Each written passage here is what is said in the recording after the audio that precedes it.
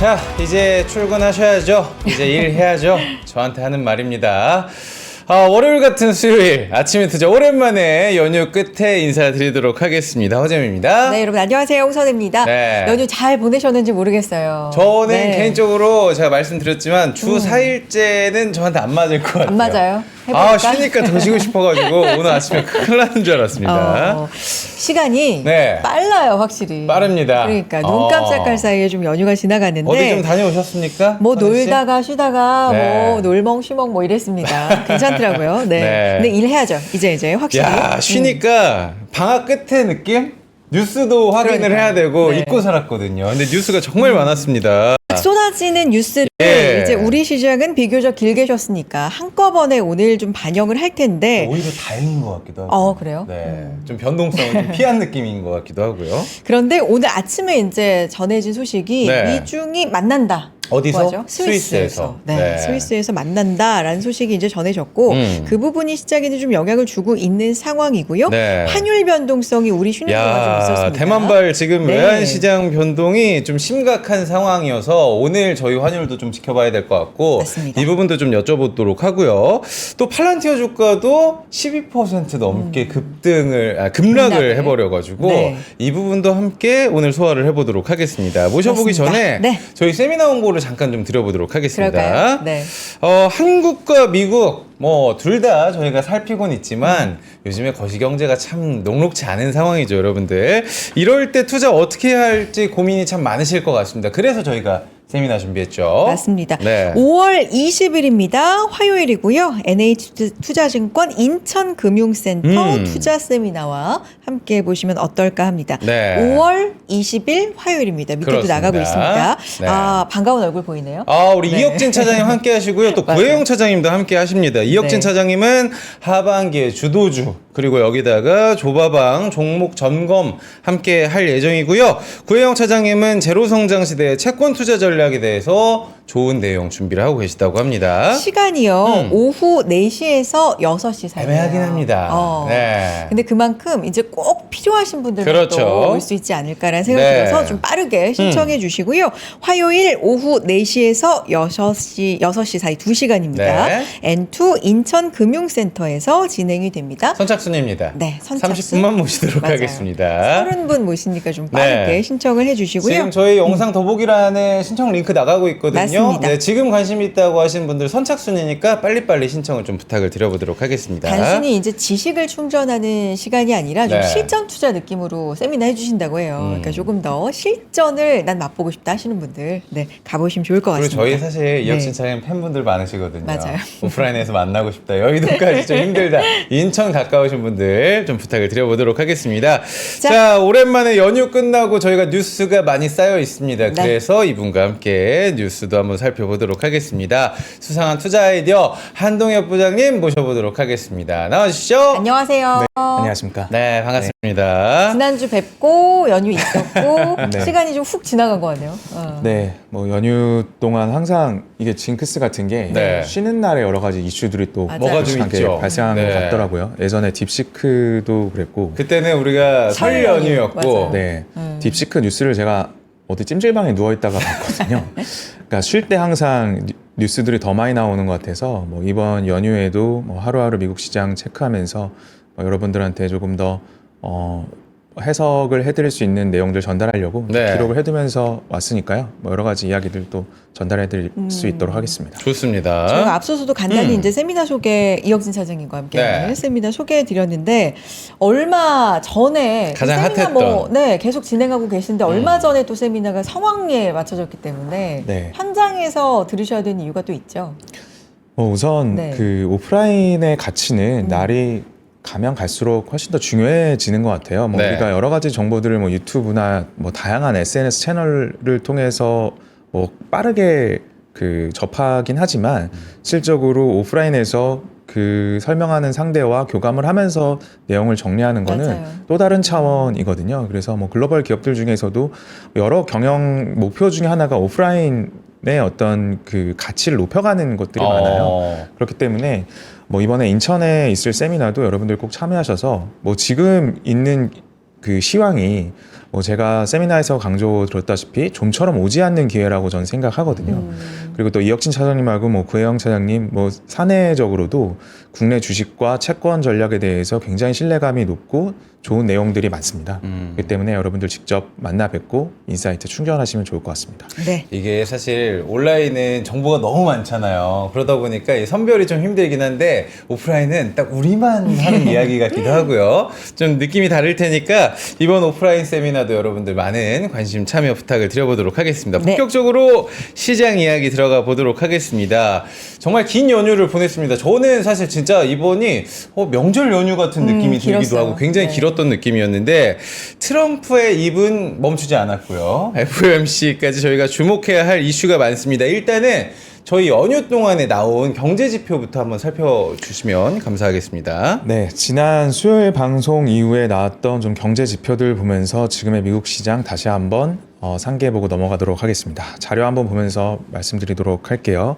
지난 이제 4월 30일 였죠. 미국 현지에서 미국 GDP 발표가 있었습니다. 1분기 GDP가 마이너스 0.3%로 사실 이 관세에 대한 이슈들이 사실 많이 반영이 됐죠. 사실 그 이후에 애틀란타 연은의 GDP 나우 같은 경우에는 2% 이상을 올라오면서 사실 정상화되는 것을 좀 더 기대하고 있는 것 같아요. 그래서 사실 이 GDP 1분기 속보치가 발표된 이후에 미국 선물 시장은 한 2% 가까이 빠지면서 시작을 했지만 그 이후에 나왔던 코어 PC가 제로가 나왔어요.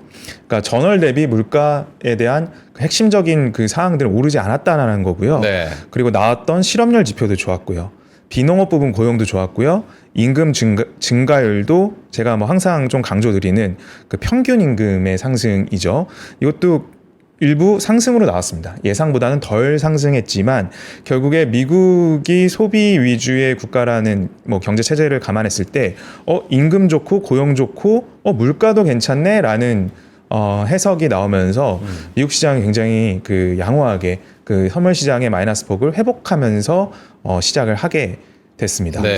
사실 그 이후에 분위기는 좀 급반전이 있었던 것 같아요. 그 폭스뉴스에서 27만 7천 개의 새로운 그 일자리가 4월 달에 추가됐다. 바로 요 지표거든요. 요 논팜 임플로이먼트 체인지가 17만 7천 건이 네. 나왔죠. 이게 보도가 되면서 트럼프 대통령도 바로 즉각 SNS에 코멘트를 하기 시작했죠. 그러니까 총 43만 6천 개의 일자리가 생성이 됐다. 이거 굉장히 좋은 성과 아니냐 이러면서 사실 자화자찬을 했고 내가 무역과 관련된 협상들을 좀 거칠게 끌고 가곤 있지만 내용은 좋지 않느냐 앞서 보셨다시피 이러한 내용들을 피력했다고 보여집니다. 그래서 지금 이 시점에서 정말 미국 경기가 침체되었는가 이거에 대해서 한번 살펴볼게요. 제가 지난 경제 지표까지 쭉 팔로우업을 해보면은 네. 지난 17일 날 나왔던 실업률 좋았고요. 실업수당 청구 건수 사실 매주 나오지만 이상 없고요. PMI도 좋았어요. 그리고 PMI 서비스 지표도 좋았고요. 50 이상을 기록을 했고요. 주택 판매도 양호합니다. 그럼 여기서 지금까지 쭉 봤을 때 나쁜 거는 여전히 센티먼트만 나쁘다라는 것으로 좀 정리를 해볼 수 있겠고 그 이후에도 그 전까지 더 땡겨서 4월 달에 우리가 복기를 해보면 소비자 물가 빠졌죠. 그래서 트럼프 대통령이 야 물가 안 오르잖아 금리 내려 이렇게 얘기를 했던 게 기억이 나고요. 생산자 물가도 빠졌었고요. 소비 생활 좋고 국채 이착률 우리가 미국 채권에 대한 그 우려를 가지면서 미국 셀 아메리카, 미국 경기 체제에 대한 사실 시스템 리스크에 대한 우려도 있었는데 이것 또한 부식됐습니다. 사실 최근에 나왔던 미국 국채 이착률도 좀 전에 있었거든요. 네. 굉장히 양호하게 나왔고 평균적으로 2.5를 기록하고 있습니다. 지난번에 설명드렸다시피 미국이 100이라는 국채를 발행했으면 250이라고 하는 응찰이 들어왔다라는 거거든요. 그러니까 여러 가지 이 지표들을 4월 달에 쭉 팔로우업을 해보더라도 역시나 나쁜 거는 기분만 나쁘다. 기분만 나쁘다. 센티먼트만 지금 어떤 시장에 대한 그 우려를 자극하고 있지 실질적으로 나오고 있는 경기 지표들은 모두 양호하다라고 좀 정리를 해볼 수 있을 것 같습니다. 그럼 진짜 침체인가? 그것도 아직은 신호가 없고 네. 좋게 나오고 있고 진짜 물가가 올랐는가? 그것도 사실 확인이 안 되고 그럼 나쁜 건 그냥 센티다. 기분이다. 근데 기분 나쁘면 진짜 좀 그건 하루 종일 짜증나니까. 근데 제가 이제 네. 뉴스를 보다가 미국의 3월 무역 적자가 역대 최대치다. 근데 관세 시행 전에 일단 좀 쟁여놔야지라고 이제 무역 적자가 늘어난 것 같긴 한데 이게 지속되면 흔들리지 않을까라는 걱정도 있거든요. 어떻게 보세요, 그거는? 사실 지금까지 제기됐던 여러 그 관세와 둘러싼 지표들에 대한 우려들은 시장 가격에 많이 이제 녹은 것 같아요. 그러니까 우리가 이제 지표에 대해서 궁금증을 가질 때 그냥 단순히 그 지표가 나오는 것이 궁금한 건지 네. 아니면 그에 따른 주식시장의 등락이 궁금한 건지를 좀 구분을 해야 된다고 저는 생각을 하는데 우리가 결국 궁금한 거는 앞으로의 주가지 않습니까? 네. 그러나 이제 그동안 우리가 겪었던 공포 국면에서 우리가 우려했던 모든 것들이 사실 시장에 좀 일부 녹았거든요. 그리고 그 공포치가 최대치를 기록했다는 건 우리가 지나고 보니까 다시 한번 또 알게 되는 사실이고 그래서 최악의 국면은 이미 지났고 뭐 이 1분기 GDP 속보치 발표 이후에 아틀란타 연은의 GDP 나오가 바로 2%대로 반등한 것들을 본다면 네. 앞으로의 시장은 해결 국면 조금 그 과정이 울퉁불퉁할 수는 있지만 지그재그 국면을 갈 수는 있지만 결국에는 좀 원만하게 해결되는 국면으로 가지 않겠느냐. 그리고 더 시간이 지나서는 트럼프 행정부가 지속적으로 추진하고 있는 이 관세에 대한 그 협상은 결국엔 미국에 대한 경제가 장기적으로 더 선순환할 수 있는 구조를 만들기 위함이거든요. 그렇기 때문에 사실 뭐 최근에 이제 그 버크셔 해서웨이 주총에서 워렌 버핏이 이제 은퇴 의사를 밝히면서 네. 미국 경제에 대한 이야기도 쭉 뭐 해왔지만 사실 그동안의 어떤 관세 충격으로 인한 미국 시장의 조정은 사실 뭐 그게 조정이냐 뭐 그 정도는 조정도 아니다 뭐 이렇게 사실 좀 이야기를 뉘앙스를 풍기기도 했거든요. 그러니까 지금 우리가 1월부터 뭐 4월까지 봤던 문제는 장기적으로 미국의 예외주의를 더욱더 강화시킬 것이라고 저는 보고 있어요. 예외주의라고 함은 버핏도 이번에 주총에서 이야기를 했던 것이 미국의 예외주의의 성립은 가능하다라고 표현을 했거든요. 네. 그래서 심지어 이렇게까지 이야기를 합니다. 미국에서 태어난 것을 굉장히 행운이라고 생각하라 라고 하는 멘트도 그 홍콩에서 왔던 되게 그 어린 아이에게 버크셔 해서웨이에서 일하고 싶은 그 아이한테도 한 이야기예요. 네.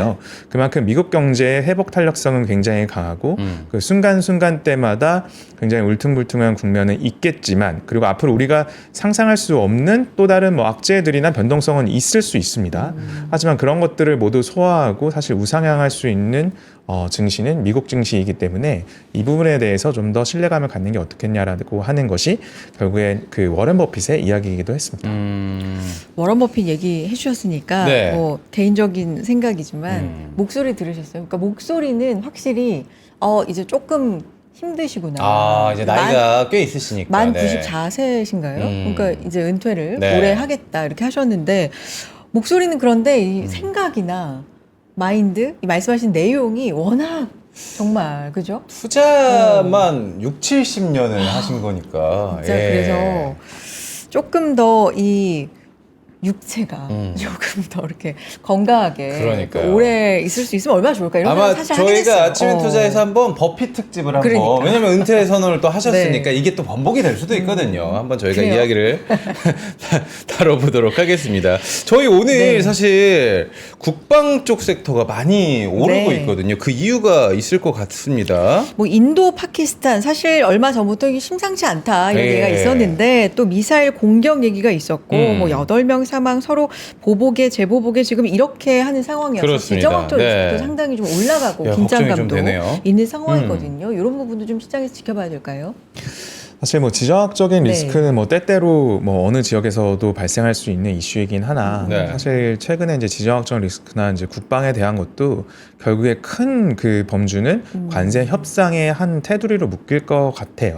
그러니까 예를 들어 어떤 국방에 대한 어떤 앞으로의 전략에 대한 그 관점들을 가꾸게 해나가는 과정에서 네. 결국에는 이제 미국과의 어떤 그 우호적인 관계를 무시하고 이거를 독자적으로 하기엔 좀 어렵거든요. 물론 네. 뭐 그들만의 독자적인 국방력을 올리는 과정은 뭐 큰 과제이긴 하지만 결국에는 미국과의 우방 그 국가적인 또 관계 내에서 해결해야 될 문제이기 때문에 뭐 이러한 문제들은 앞으로 뭐 지정학적인 리스크들은 뭐 때때로 발생할 수 있지만 뭐 앞으로의 과정 속에서 더 중요한 거는 관세의 안에 있기 때문에 이런 부분들이 좀 원만히 뭐 해결될 수 있는 여지가 있지 않나 싶습니다. 뭐 시장에는 뭐 큰 영향을 미치기에는 사실 조금 어려운 것 같고, 뭐 오늘 아침에 뭐 나온 뉴스대로 실질적으로 지금 뭐 미국과 중국이 실질적인 협상을 뭐 스위스에서 뭐 그렇죠. 네, 뭐 이번 실무 주에. 협상을 한다는 거거든요. 네. 이런 부분들이 사실 지금 더 미국 선물 시장에 선제적으로 영향을 미치고 있는 것들을 보면은 사실 지정학적 리스크보다 더 크게 다가오는 게 뭐 관세 협정이지 않나. 네, 그렇게 받아들이면 좋을 것 같습니다. 네, 뭐 워낙에 특히나 이런 뭐 전쟁사 좋아하시는 분들 계시겠지만 지금 인도와 파키스탄의 그 국경 지역 있잖아요. 그 바로 옆에 또 중국이에요. 거기가 좀 뜨거운 화약고 같은 부분이기 때문에 여기에 또 중국이 개입을 하고 또 중국 들어가면 미국 개입할 거고 이게 또 좀 지켜봐야 될 뉴스인 것 같긴 합니다. 지금 계속 이런 변수들이 있고 사실 환율 얘기도 잠시 후에 할 거지만 아직도 미국은 괜찮고 오히려 더 앞으로 좋아질 것이다 라는 뷰를 항상 얘기해 주시잖아요. 네. 이유가 좀 있다면 조금 더 얘기를 해 주시죠. 우리가 미국 주식시장을 볼 때 잊지 말아야 되는 점은 미국 시장이 좀 국한해서 좀 말씀을 드릴게요. 실질적으로 지금 차트를 보면은 지금 미국 시장의 S&P 500의 흐름은 이 트럼프가 이야기했던 미국 해방의 날로 시작된 이 관세에 대한 충격을 모두 회복했어요. 네, 이때가 이제 4월 4일 그리고 이제 관세에 대한 이슈들이 시장에 네. 어떤 공포로 다가왔을 텐데 이거를 모두 커버를 했다라고 하는 것들은 우리가 굉장히 다시 한번 그 역사 속의 교훈으로 좀 봐야 될 것 같은데 뭐 방금 뭐 파키스탄 국경에서의 어떤 지정학적 리스크도 말씀해 주셨지만은 실적으로 2차 세계 대전의 국면에서도 증시는 연합군이 굉장히 평화 협정을 하기 이전부터 지수는 상승을 했었거든요. 네. 그러니까 뭐 현실과 이제 주가 지수의 흐름은 다르다. 그 주가 지수의 흐름은 충분히 현실을 앞서간다라는 것들을 우리는 다시 한번 기억을 해야 될 것 같고 앞으로의 과정이 트럼프가 애초에 제시하기로 했었던 이 법인세 인하를 통한 감세 정책이라든지 또는 미국 기업들에 대한 규제 완화라든지 또는 평화 협정에 대한 딜 그리고 뭐 내년에 있을 이 선거와 관련된 것들을 쭉 스케줄을 우리가 다시 한번 상기를 해본다면은 앞으로의 시장은 좀 희망적인 뉴스를 많이 찾을 과정으로 전개가 될 가능성이 크다라고 보여집니다. 네. 그 과정 속에서 사실 1차적으로 상호 관세를 유예한 기간이 이제 6월 달에 있지 않습니까? 그렇죠. 그 과정 속에서도 조금 마찰은 있을 것 같아요. 뭐 일부 뭐 일본과도 사실 무역 협상이 지금 만만치는 않아 보여요.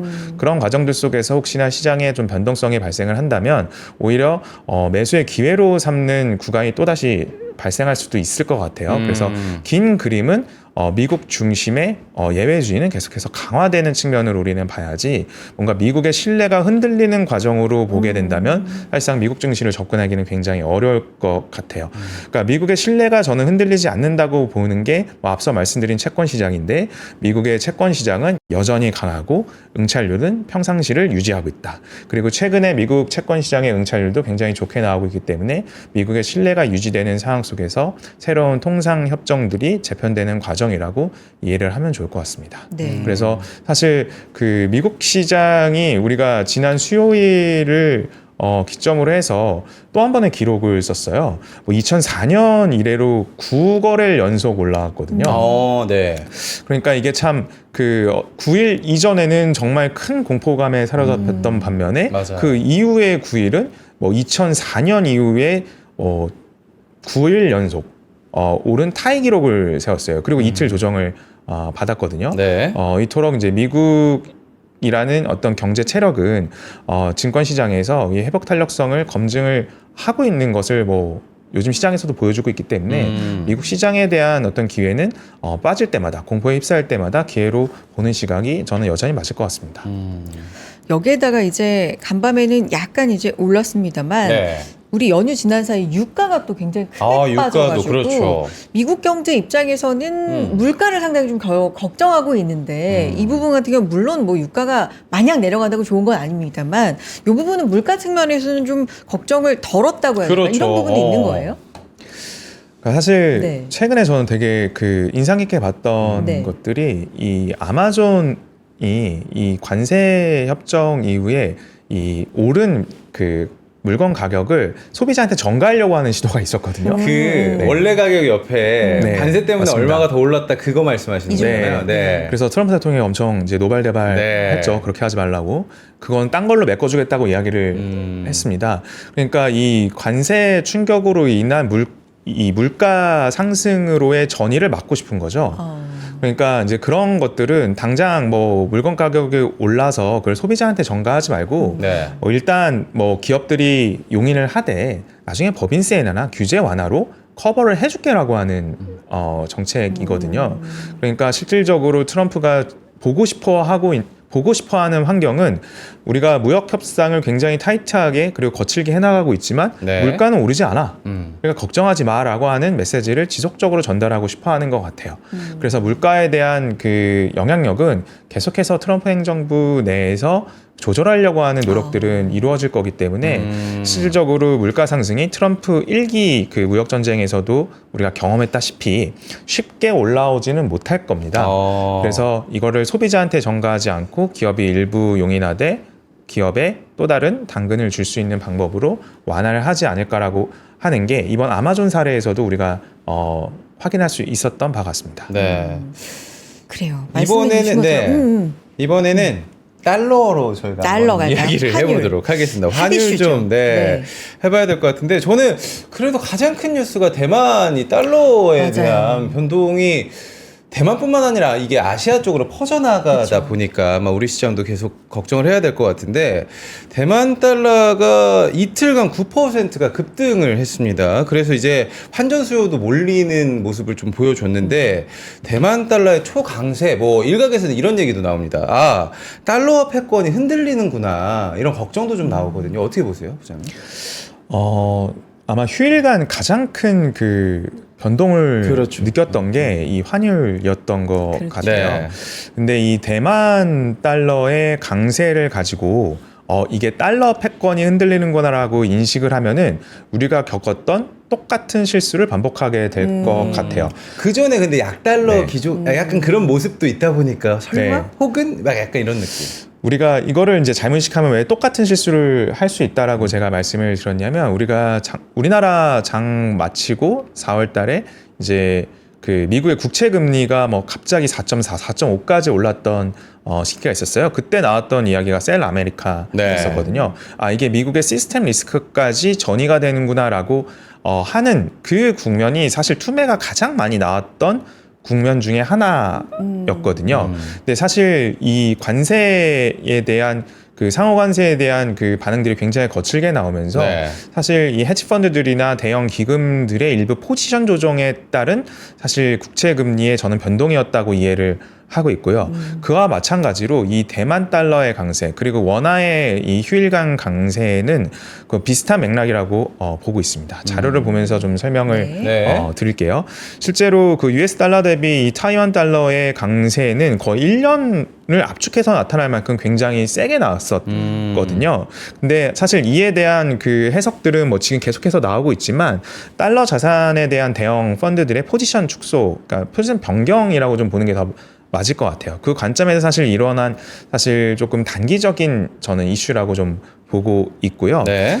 이렇게 보면은 사실 반대로 생각하게 되면 장기적인 관점에서 미국 주식을 조금 더 싼 달러로 매수할 수 있는 달러 자산을 좀 늘려나갈 수 있는 뭐 미국 채권이든 미국 주식이든 굉장히 좀 유리한 그 국면에 와 있다라고 저는 생각이 듭니다. 그렇기 때문에 사실 이 타이완 달러 그리고 원화의 뭐 휴일간 강세를 뭔가 미국의 패권이 또다시 흔들린다라고 이해를 하면은 사실 지금 굳건하게 계속해서 미국의 예외주의를 강화하고 있는 미국 자산들에 대한 그 조금은 그 편견을 좀 더 자아낼 수 있는 것 같아요. 그렇기 때문에 뭐 이 부분은 펀드들에 대한 단기적인 흐름이지 않을까라는 생각이 들고요. 또 하나 좀 첨언을 드리면 뭐 오늘 아침에 나왔던 뭐 스위스에서 베센트와 그리고 뭐 중국의 무역 대표부의 이제 만남들을 뉴스로 좀 접한 것들을 감안해서 좀 말씀을 드린다면은 네네. 중국과의 어떤 무역 협상이 어떤 이제 실마리를 좀 트고 있구나라는 것들을 감안하게 된다면 그 중국 위안화에 대한 환율에 대한 절상에 대한 이야기도 일부 있었을 거라는 추측이 듭니다. 그렇기 때문에 선제적으로 이 중국의 위안화와 같이 움직이는 게 다 우리나라 통화뿐만 아니라 이 아시아 국가의 통화들이 다 중국 위안화와 거의 동조화돼서 움직이거든요. 네. 그와 선제적인 측면에서 이 타이완 달러와 코리아 원이 먼저 움직이지 않았나라는 측면도 일부 있다고 봅니다. 그래서 전반적으로 해석을 하자면 이 미중 무역 협상의 그 과정은 조금 느리지만 어쨌거나 순차적으로 진행이 되고 있구나라고 하는 의미로 해석하는 게 조금 더 우리가 시장을 접근하는 데 도움이 되는 생각 아닐까 정리를 해봅니다. 그래서 우리 원화가 이제 1,370원, 80원 네. 뭐 이렇게 지금 뭐 여기에선 70원도 찍었고 뭐 이러다 보니까 네. 이거 좋은데 왜냐하면 아우, 걱정을 좀 너무 했었기 높았어요. 때문에 맞아요. 네. 괜찮은데 또 보완율. 속도가 너무 급한 거 아니야? 또 이렇게 생각을 하게 되고 네. 우리가 계속 이제 좋은 쪽만 생각할 수는 없으니까 이렇게 되면 수출에 좋은 거야? 뭐 이렇게 되면 뭐 그렇죠. 외국인 여러 가지. 수급에 좋은 거야? 여러 가지 생각하게 되잖아요. 우리 국내적으로는 어떻게 봐야 될까요, 부장님? 전반적으로 원화 강세가 일어났던 시기에 국내 시장이 나쁘지 않았어요. 굉장히 양호했었습니다. 네. 그래서 뭐 지난 시간 잠깐 소개해드렸던 국내 시장에서 발견할 수 있는 좀처럼 오지 않는 기회가 저는 커버드 콜에 있다라고 좀 말씀을 드린 이유가 우리나라 이제 코스피 시장 기준으로 지금의 어떤 주가 레벨 수준은 굉장히 그 최극단에 있다라고 제가 지난 시간 맞아요. 그 20년간의 정규 분포를 통해서 말씀을 네네. 네. 드렸었거든요. 근데 다만 이제 국내 시장이 뭐 3,000, 4,000, 5,000까지 뭐 굉장히 뭐 급격하게 상방이 열려 있다라고 보기 힘든 시각이라면 충분히 우리나라 증시에 대한 바닥은 어느 정도 굉장히 견고하게 다져진 상황들을 활용할 수 있다면 저는 그 하방에 대한 우려를 좀 덜 수 있다라고 한다면 이제 네. 커버드 콜 같은 전략은 우리나라 시장에서 굉장히 유용하게 펼쳐볼 수 있는 시기이지 않을까라는 생각이 듭니다. 그래서 이 원화의 강세는 결국에는 이제 트럼프 행정부가 그 이후에 해나갈 것들은 이 미국의 제조업을 계속해서 강화하려는 입장은 아주 뚜렷하기 때문에 네. 결국 달러에 대한 점진적인 약세를 유도할 가능성이 커요. 그렇기 때문에 국내 시장에 대한 자신감도 뭐 지수에 대한 자신감도 어느 정도 가질 수 있는 국면 아닌가 생각이 듭니다. 지수 한번 보고 갈까요? 이런 네. 의미에서 코스피가 0.6%대 상승, 코스닥이 0.3% 하락, 상승폭은 좀 더 확대, 하락폭은 축소 이런 쪽으로 좋아요. 네, 가고 있는 상황입니다. 이렇게 좀 야금야금씩 올라가는 게 좋지 너무 막 왔다 갔다 네. 이게 심하면 여러분도 피곤하니까 조금 더 힘을 내줬으면 좋겠고 네. 관세 이야기 한번 가보도록 하겠습니다. 관세 이야기는 사실 우리 아까 뭐 미국과 중국이 스위스에서 만난다고 했는데 다음 카드가 언제 나오냐도 사실 궁금하긴 해요. 그러니까 아까도 많은 분들이 댓글 써주셨는데 관세 이거 근시안 쪽으로 보면 안 된다. 꽤 길어질 거다 하는데 관세 다음은 또 기대하는 게 감세고 뭐 3단계 이야기를 합니다. 베센트가 관세 협상 잘하면 감세 갈 거고 그 다음에 규제 완화 3단계 우리는 시나리오가 있다. 근데 이 시나리오가 잘 먹히느냐가 또 중요한 문제일 것 같거든요. 어떻게 보세요? 아주 좋은 그 질문이셨던 것 같아요. 네. 이에 대한 이야기를 바로 직접적으로 휴일 중에 이 베센트 재무장관이 CNBC 인터뷰에서 언급을 했어요. 그 네. 자료를 한번 같이 보고 말씀을 드리도록 하겠습니다. 네. 이 베센트 재무장관이 이야기했던 핵심은 미국 경제 up and to the right입니다. 굉장히 그 긍정적인 이야기죠. 미국 시장 시간 지나면 계속 오를 거고 우상향할 겁니다라고 이야기를 한 겁니다.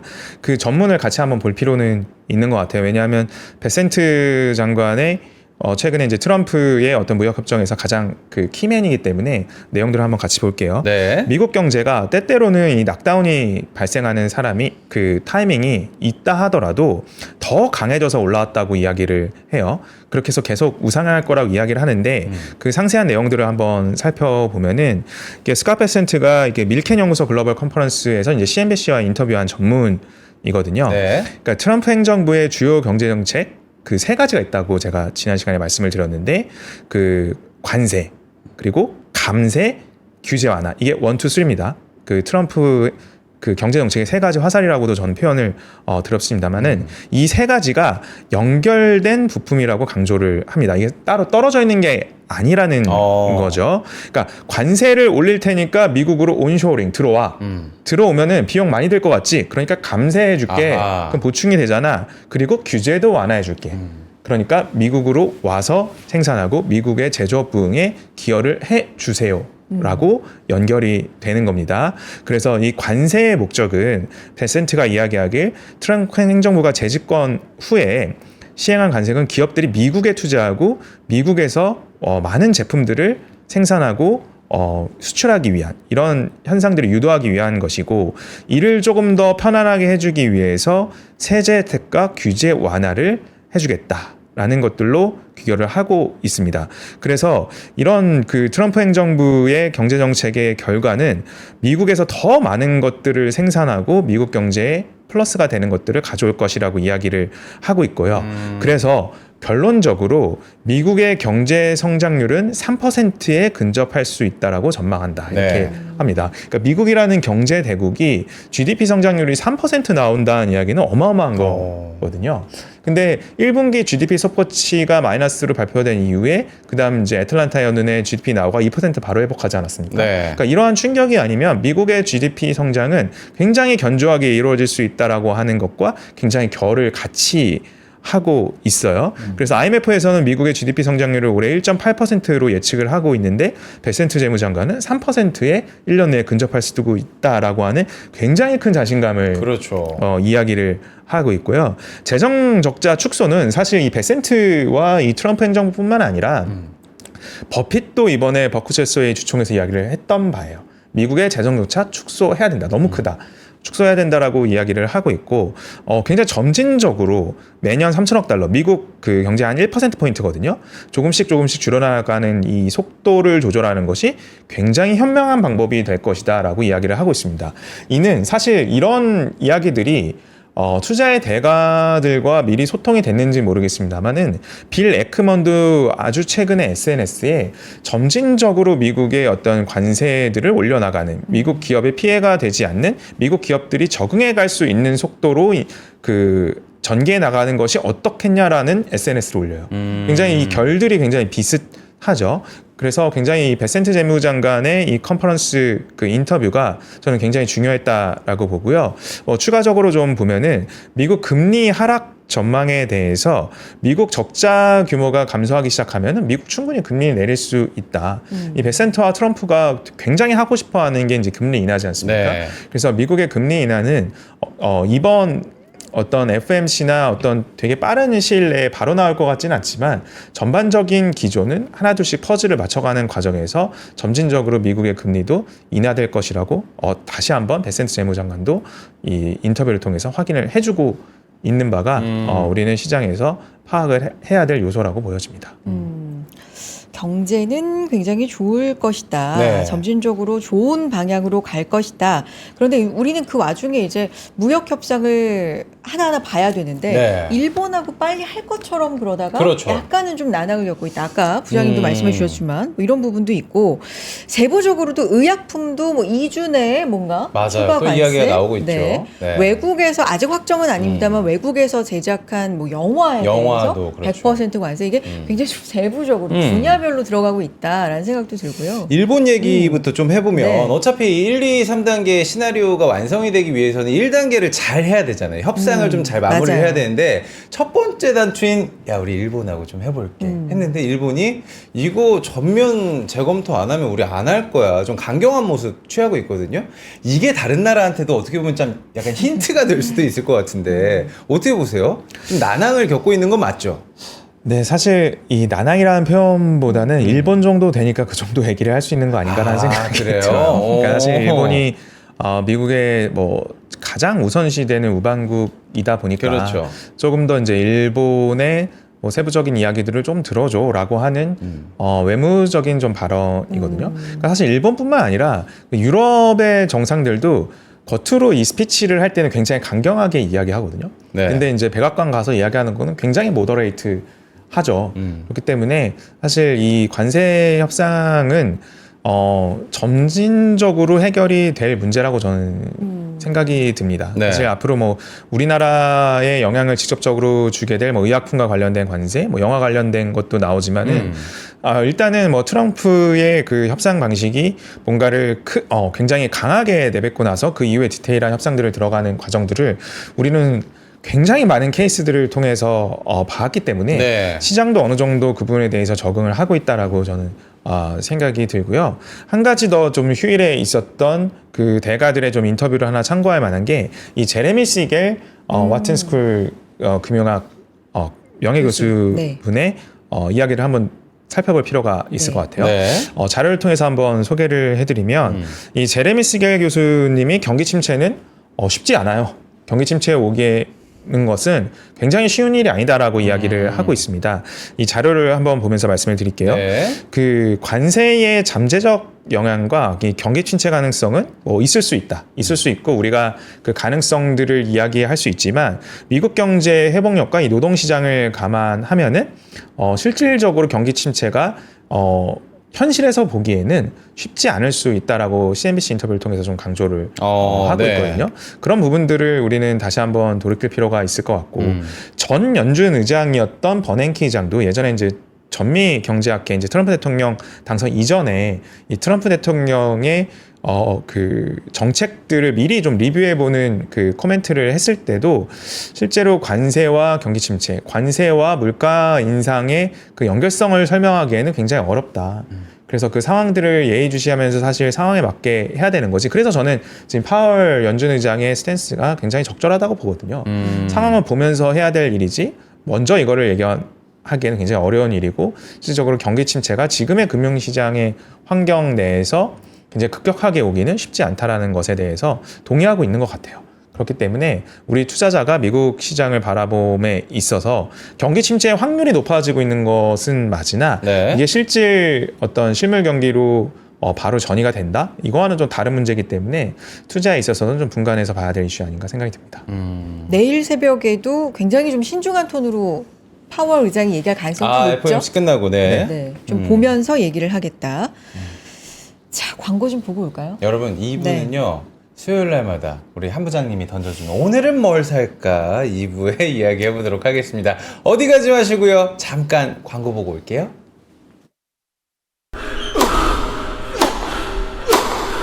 멋있다.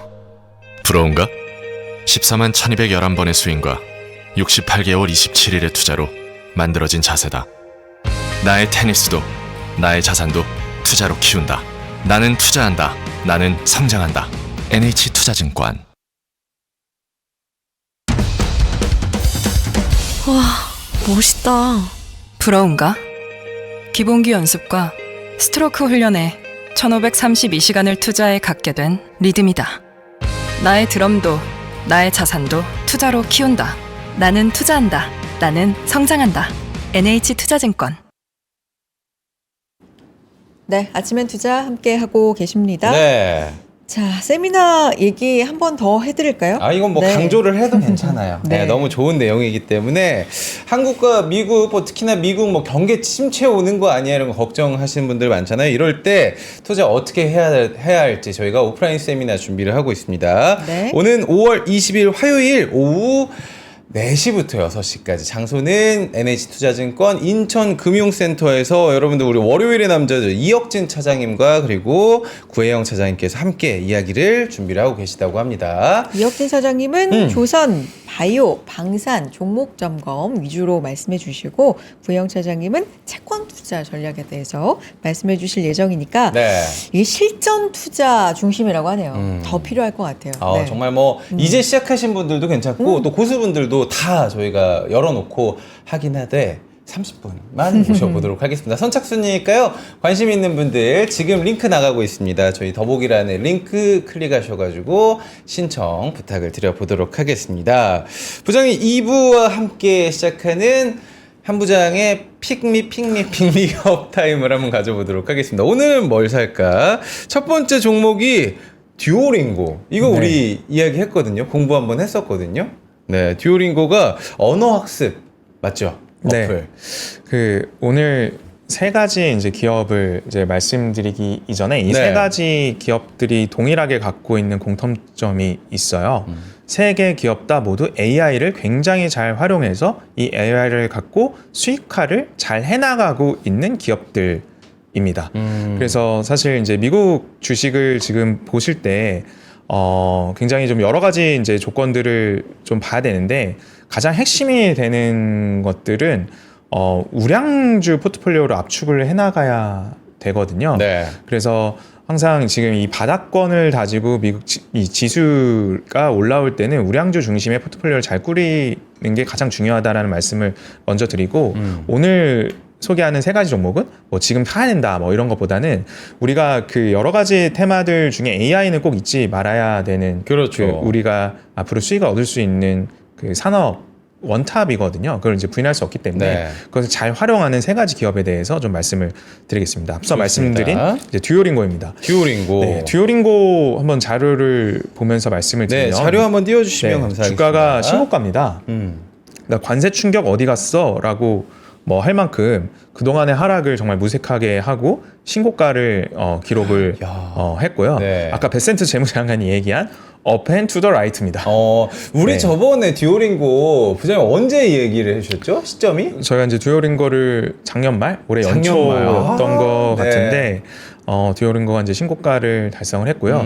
그 최근에 이제 미국 실적 발표들이 많이 몰려 있다 보니까 실적 발표 이제 컨퍼런스 콜 기준으로 네. 디테일한 이야기들을 좀 전달해드리도록 할게요. 네. 이 듀오링고의 이번 분기 실적을 한번 자료를 보면서 보면은 매출 추이가 계속해서 전 분기 대비 30% 이상, 뭐 40%, 39%, 38% 이번에도 37% 성장을 네. 했습니다. 매출 총이익 성장률도 굉장히 견조하게 나왔고요. 이제 중요한 점은 이 듀오링고 실적 발표 자료에서 보면은 유료 구독자가 이 1,000만 명을 넘었다고 이제 발표를 했고요. 네. 이런 거는 이 수치는 전년 분기 대비 거의 40% 가까이 증가를 40%가 유료 가입자가 한 늘어났다. 결과치입니다.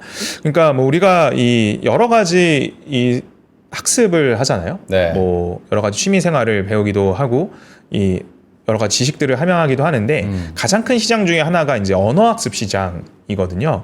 이 언어학습 시장이 굉장히 레드오션이 된 것 같지만 실제로 이 듀오링고와 같이 AI 학습 시스템을 도입해서 오픈 AI를 적극적으로 활용을 하고 있거든요. 네. 그 과정 속에서 이렇게 유료 가입자들을 지속적으로 고성장시킬 수 있는 기업은 듀오링고가 가장 그 돋보이는 것 와. 같아요. 그래서 AI를 적극적으로 활용을 해서 이 매출 성장이 극대화되고 있는 거의 유일한 기업이고요.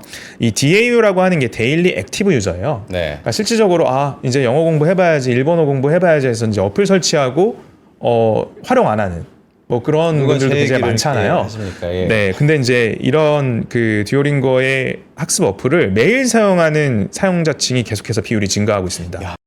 그래서 이 데일리 유저가 작년 동기 대비 40% 증가했고요. 작년 수치는 그 또 전년 동기 대비 60% 성장했는데 또 40% 성장을 한 거거든요. 그래서 이제 전 세계 언어 학습자가 한 20억 명 정도 된다고 해요. 근데 이제 듀오링고가 사실 이 광고를 잘 안 해요. 대부분 이거 좋다. 그러니까 실질적으로 저희 회사에 이제 회식하다가 네. 갑자기 회식하다 말고 듀오링고 하러 간다고 하시는 분도 있어요. 아, 그래요? 네, 이게 약속 타이밍이 정해져 있을 때 이 화상 채팅을 하는데 이제 그런 활성 사용자가 이제 3천만 명밖에 아직은 안 올라왔기 때문에 전 세계 언어 학습자 그 유저 대비 우리는 아직 성장할 룸이 많다라고 이 컨퍼런스 콜에서 강조를 하고 있습니다. 근데 듀오링고가 재밌는 게 이 영어 학습자가 전 세계에서 가장 많거든요. 네. 근데 듀오링고 내에는 뭐 스페니쉬라든지 일본어라든지 이 영어 이외의 다국어 학습자가 굉장히 많이 포진이 돼 있습니다. 그래서 이제 아까 말씀드린 마케팅보다는 실질적인 그 동기부여에 의해서 입소문으로 유저들이 늘어나고 있다라는 것들이 확인이 됐고요. 이제는 외국어뿐만 아니라 수학이랑 또는 체스까지 이제 전략 그 게임까지 교육이 가능하다는 것들을 듀오링고가 보여주고 듀오링고 있어요. 안에도 카테고리가 계속 넓어지고 있는 네, 거군요. 듀오링고 내에서 이제 음악도 배울 수 있고요. 수학도 배울 수 있고요.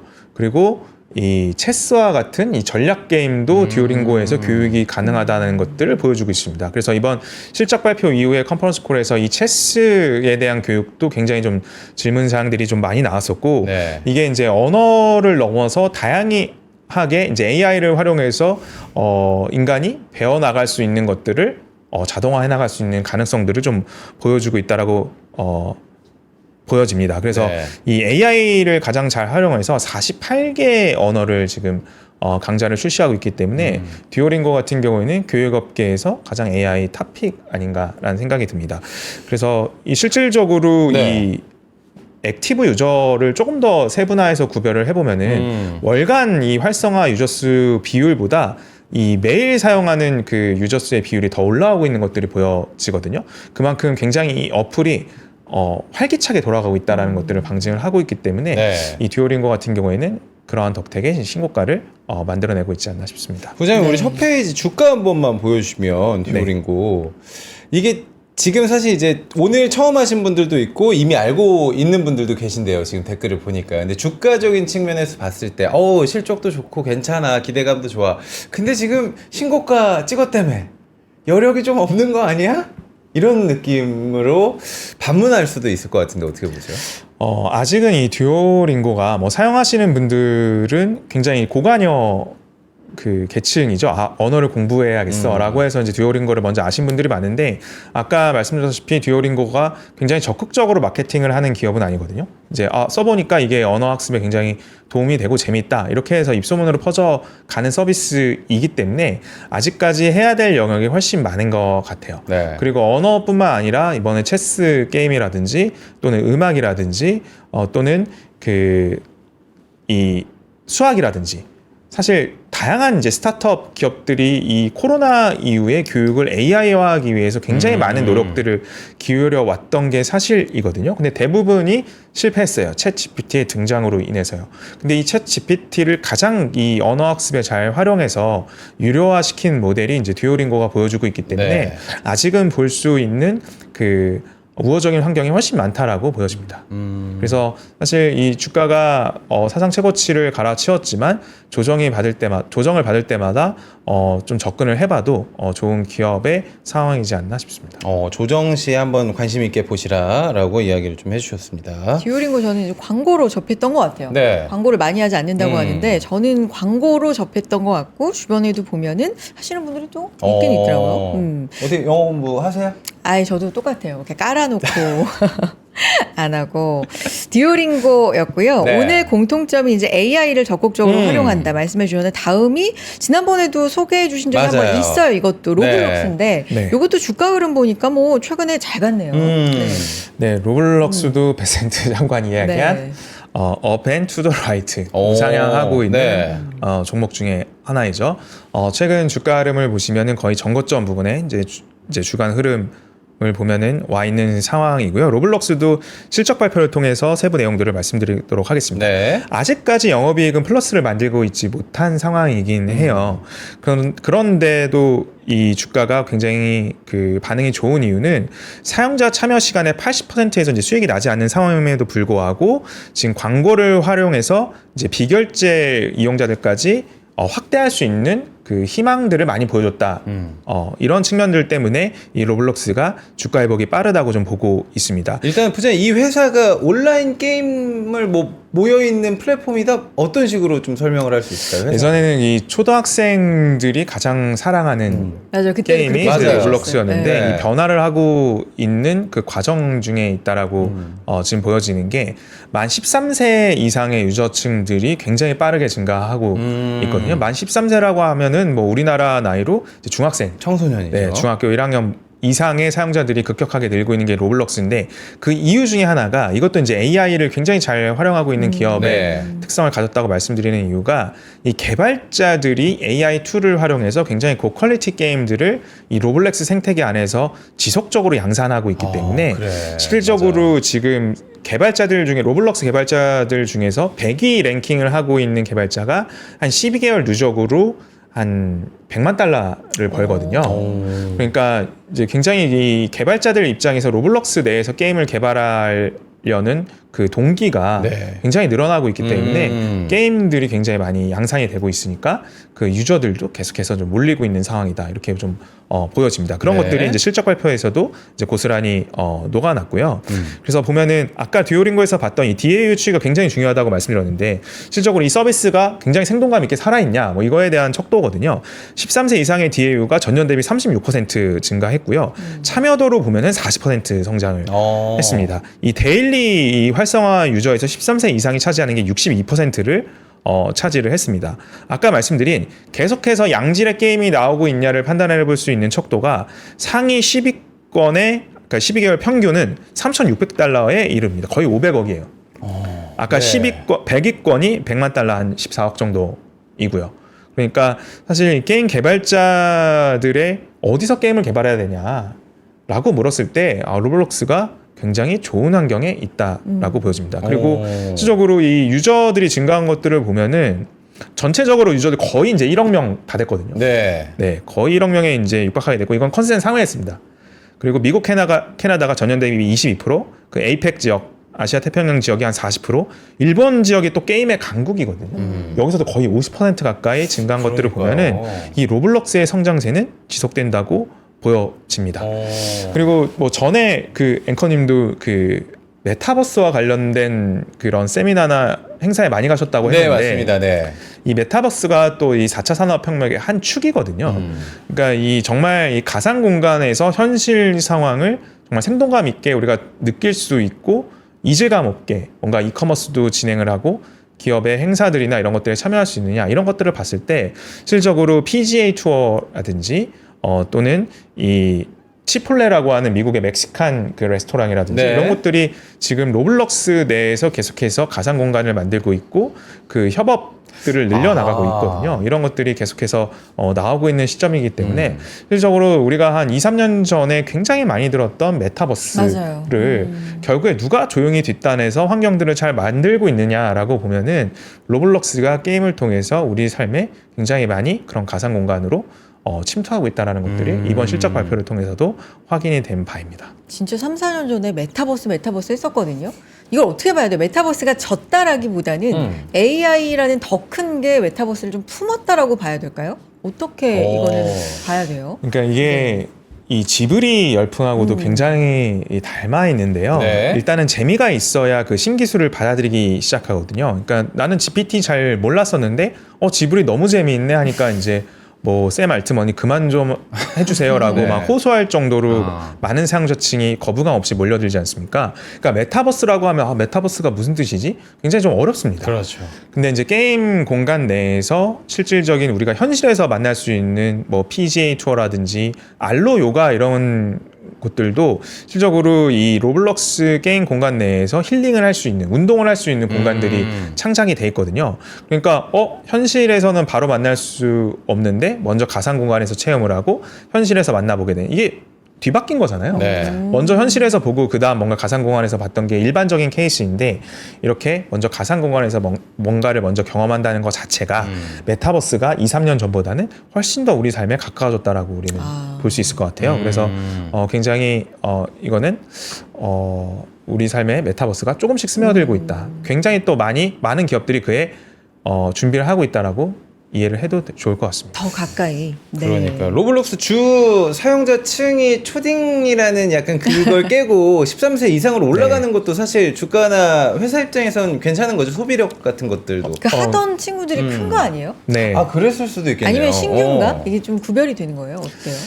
그러니까 뭐 기존의 로블록스를 좋아했던 초등학생 연령들의 유저들도 뭐 그대로 잘 유지가 되고 있고 네. 전반적으로 이제 DAU가 증가를 하고 있으니까요. 그 안에서 좀 세부적으로 보면은 조금 더 로벅스라고 하는 유료 결제를 할 수 있는 층의 증가가 두드러졌다라는 그렇죠. 거죠. 그래서 실질적으로 이 로블록스가 앞으로의 마케팅을 조금 더 공격적으로 진행하거나 유료화로 전환이 된다고 했을 때 훨씬 더 그 가동 범위를 늘려나갈 수 있는 기업의 이익을 이제는 영업이익으로 플러스 낼 수 있는 구간들이 앞으로의 분기 실적에 언제쯤 관찰되느냐가 이게 로블록스 주가의 또 다른 또 티핑 포인트가 될 것 같아요.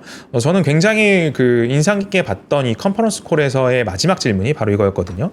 로블록스 내에서 전자상거래로 이 플랫폼이 확대될 수 있을까라는 질문이 아하. 로블록스 컨퍼런스 콜의 마지막 질문 네. 이었습니다. 그래서 이 쇼피파이와의 논의는 초기 단계이긴 하나 로블록스 내에서 뭐 아직은 쇼핑센터 같은 이 시뮬레이션은 갖춰지고 있지는 않은데 이것을 굉장히 로블록스 쪽에서는 흥미로운 기회로 보고 있고 앞으로 논의될 수 있는 과정이라고 이야기를 하고 있거든요.